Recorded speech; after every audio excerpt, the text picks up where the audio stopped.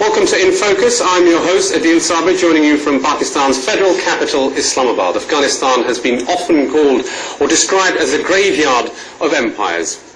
It has seen off the likes of Alexander the Great. It has seen the likes of Genghis Khan, the British Empire, the Russians, and now, of course, the latest casualty could be the Americans. The Americans have been bogged down in a long war with the Afghan Taliban, Al-Qaeda. This war, which has been spanning over 9 years, is now the longest war in history. We'll be taking a look at some of the pertinent aspects regarding Afghanistan and the region at large. To discuss these issues, I'm joined by two distinguished guests. Firstly, Brigadier Imtiaz, who served as the Chief of the Intelligence Bureau of Pakistan, also served with Pakistan's premier spy agency, the ISI, and was also a close confidant to former military ruler General Ziaul-Haq.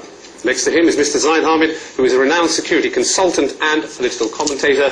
Gentlemen, both welcome to In Focus.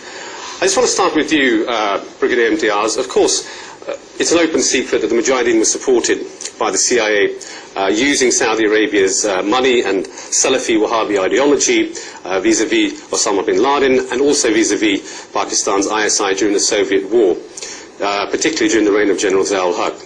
After that, post the withdrawal, we've seen that there was a lot of support for Gulbuddin Hikmatyar, who was a warlord, who a lot of money was channeled through at the time and was supported by Pakistan unequivocally, and particularly the ISI. But then, around about 1994, the Pakistani establishment started focusing towards the Taliban. My question is why? First of all, I would like to draw your attention to the Geneva Accord. I see the Geneva Accord as the basic root cause of the post-withdrawal scenario which has developed as it has developed till today. Because the basic General Ziaul-Haq had taken a stand that the Geneva Accord must have include the clause of establishment of the interim government before the Soviet troops withdraw.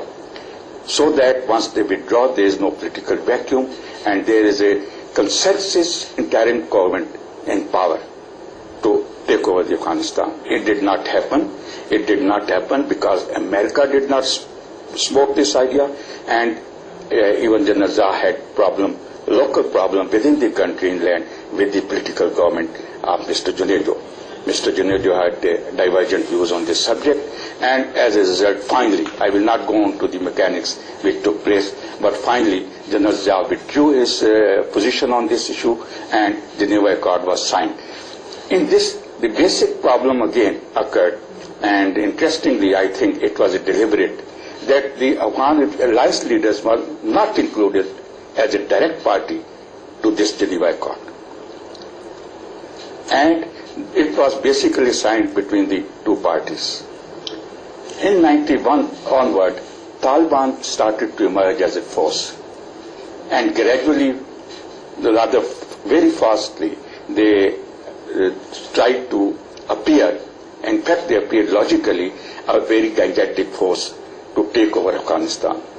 At this stage, Afghanistan, it's not Pakistan only, but even America, started looking towards Taliban, and if Gulbuddin, who was almost left alone and who thought he had played the major role in the 8 years war against Soviet Union, he had better position now by collaborating with the Taliban to salvage the Afghan situation.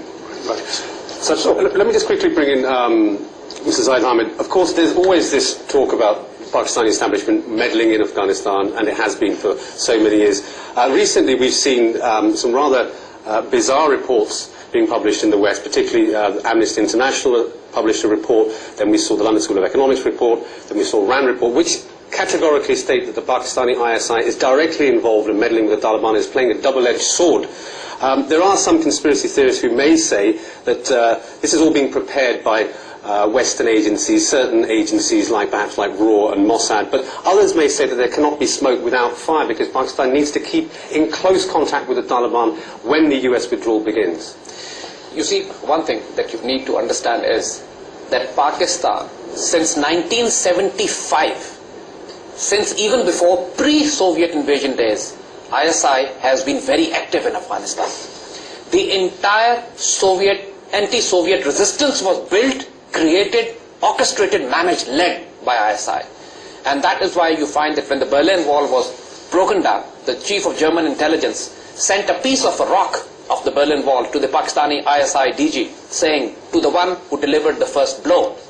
And the fact remains that it is ISI which broke down the Soviet Union, of course with the help of the Western world and the Arab world and the Chinese at that time. The fact is that ISI, Afghanistan has historically remained an integral part of Pakistan.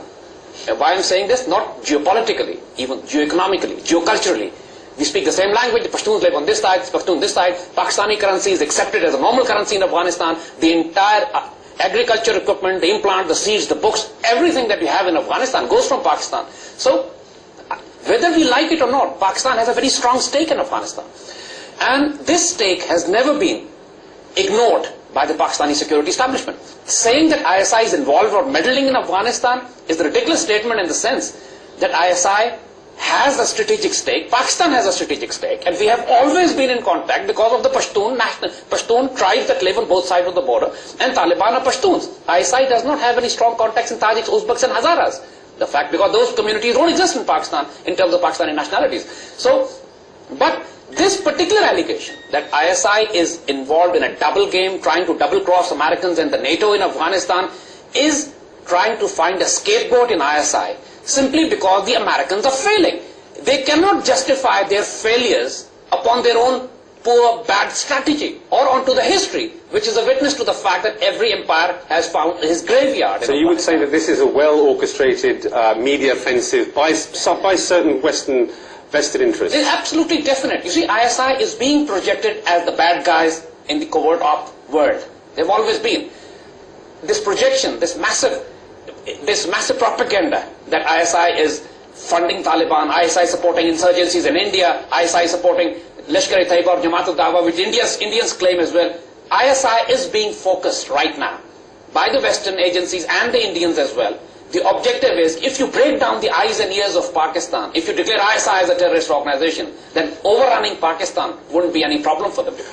Brigadier Imtiaz, very quickly, why is it that when these kind of allegations are levelled against the ISI, why is it that, I mean, up until recently, up until last week, we've heard that the Pakistani army spokesman deny these kind of reports and rubbish them and saying that this is just an attempt to try to interfere with the new Pakistan-United States relationship, this very close nexus? Reason being that, first of all, as Mr. Zaid has said very rightly, this is the ongoing campaign against Pakistan, this Prime Intelligence Agency, because primarily this agency is the front-line defense of the security of Pakistan. And it has already played a very vital role in discharging its duties and proving its value in the national security perspective. Now, second thing is that I think Pakistan has been little extra kind to these forces and these elements who are inimical to our security and our security Prime Intelligence Agency. And I consider it extra kindness that they do not come out very frankly and very boldly and adopt the offensive posture